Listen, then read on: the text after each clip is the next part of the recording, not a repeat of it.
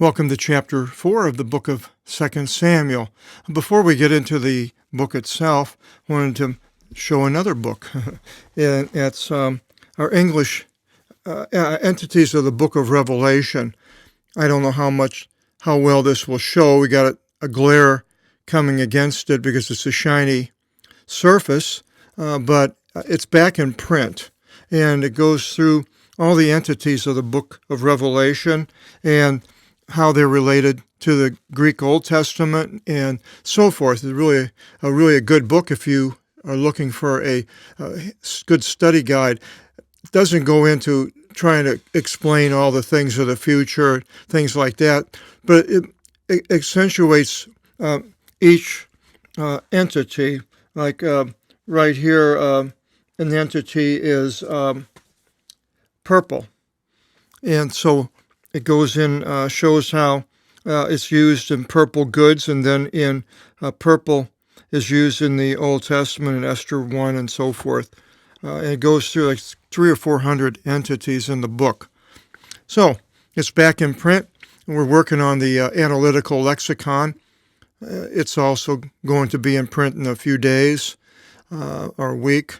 And the printer is back up and is up in the state of Washington, which pretty much shut down everything for months, but now they've reopened and will hopefully receive the books.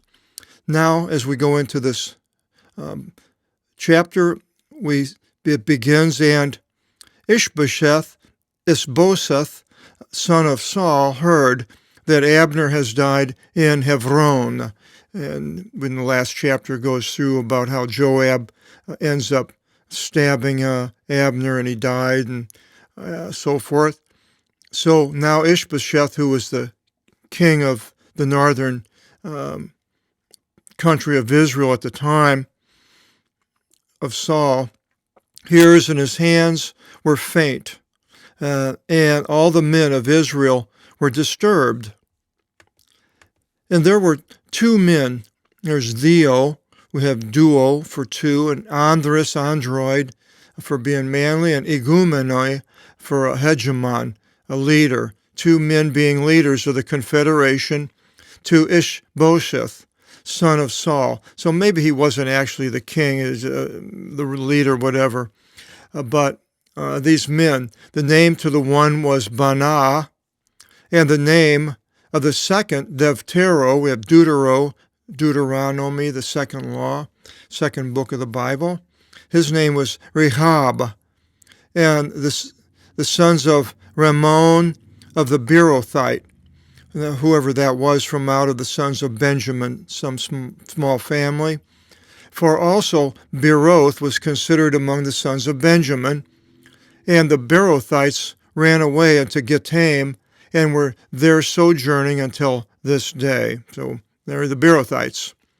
And to Jonathan, son of Saul, there was a son stricken in the feet, a son 5 years old at the time, and this one was in the way in the coming of the message of Saul, and Jonathan, his son, from out of Jezreel. And hearing, his wet nurse lifted him and fled. I'm not sure if they thought somebody was attacking, but his wet nurse lifted him and fled, and it happened in her hastening and withdrawing, he fell and became lame. And the name to him was Mephibosheth.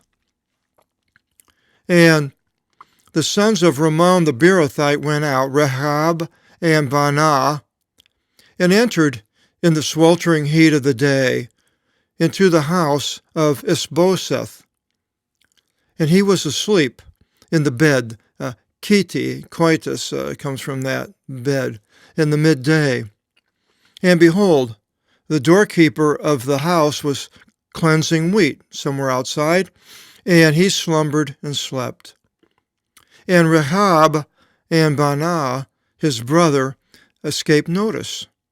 And they entered into the house, and Ishbosheth was sleeping upon his bed in his bedroom.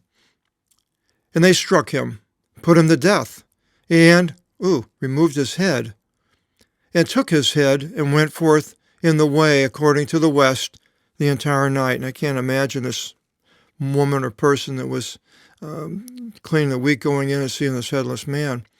Pretty gruesome, isn't it?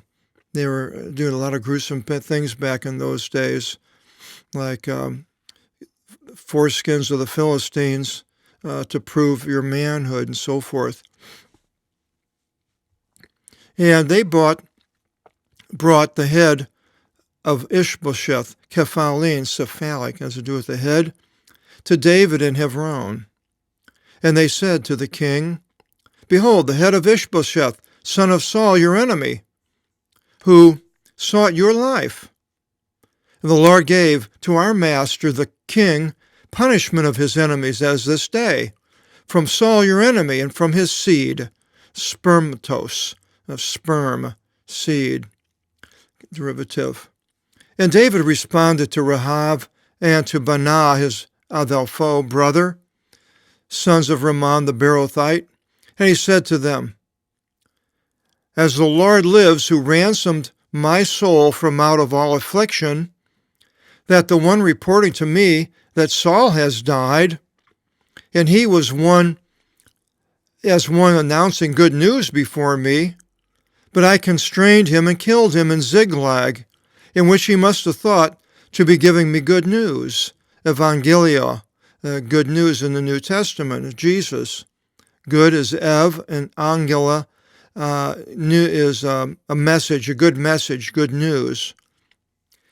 And now,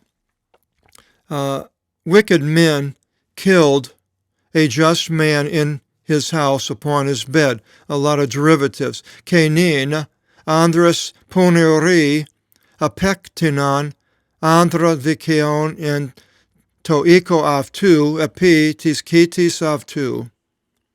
And now I will require for his hema, blood, hemoglobin, hema, from out of your hand, and I will utterly destroy you from out of the earth.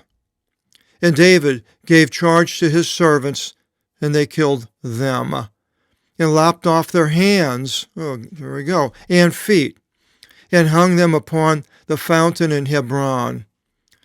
And the head of Ishbosheth they entombed in the tomb of Abner, son of Ner, the general, in Hebron.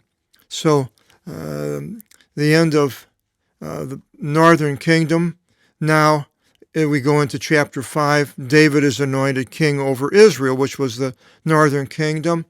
And we'll go through that in the next chapter, chapter 5. Again, hope you join us. Keep up with the going through the Old Testament. Till then, God bless.